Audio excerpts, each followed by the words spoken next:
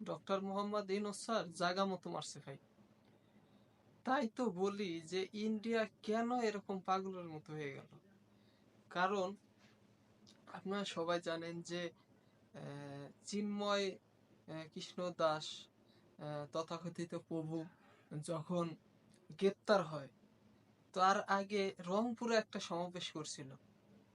আপনি একটু চিন্তা করে দেখেন তো, যে বাংলাদেশে তো অনেক জায়গায় আছে, কিন্তু তার রংপুরে যে কেন এরকম সমাবেশ করতে হলো? আর সেখানে কেনই বা আমলিগের যত লোক ছিল সব এসে তারা সনাতনী সেজে তারা সেখানে উপস্থিত হলো? এইখানেই আছে আসল কারণ।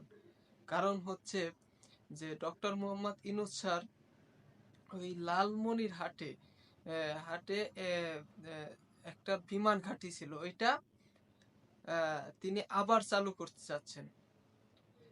ওই বিমান ঘাঁটিটা ব্রিটিশ আমলে, ব্রিটিশ পিরিয়ডে 1931 সালে ব্রিটিশরা ওইখানে ওই বিমানবন্দরটা স্থাপন করে।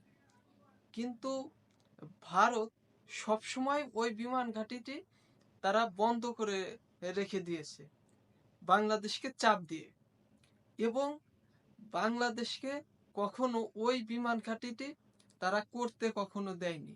বাংলাদেশ এর আগেও ওই বিমান ঘাঁটিতে করতে চেয়েছিল, কিন্তু ভারতের চাপের কারণে করা সম্ভব হয়নি। কিন্তু ডক্টর মোহাম্মদ ইউনূস স্যার সেই বিমান ঘাঁটিটি আবার নতুন করে করার পরিকল্পনা করছেন।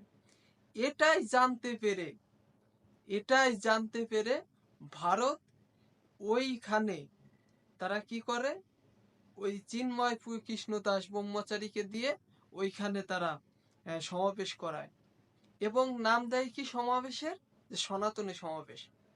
কিন্তু আপনি দেখেন যে চিন্ময় কৃষ্ণ যে কয়টায় সমাবেশ করেছিল সব কিন্তু করেছিল সে রাজনৈতিক উদ্দেশ্যে।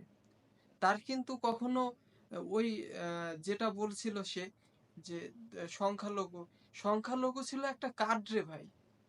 যেমন আমলিগ দেখেন যে রিক্সা লীগ হয়ে আসছিল, আনসার লীগ হয়ে আসছিল, তারপরে আবার কয়েকদিন আগে সনাতন লীগ হয়ে আসছিল, তারপরে আবার ট্রাম্প ট্রাম্প কার্ডও খেলেছে। তারা নানা রূপে ফিরে আসছে। কিন্তু ভাই ভারতের এই কারণেই মাথা ব্যথা যে ওইখানে যদি বিমান ঘাঁটিতে তৈরি হয় তাহলে ভারত অনেকটাই সমস্যায় পড়বে। কারণ আপনি দেখেন যে আহ, ভারতের ওই যেটাকে চিকেন নেক বলা হয়, ভারতের গলা, যে চিকেন নেকের গলা, ওইখান থেকে মাত্র 12 কিলোমিটার দূরে এই বিমান ঘাঁটিটি। এবং এই বিমান ঘাঁটিটি এশিয়া মহাদেশের, পুরো এশিয়া মহাদেশের দ্বিতীয় বৃহত্তম বিমান ঘাঁটি।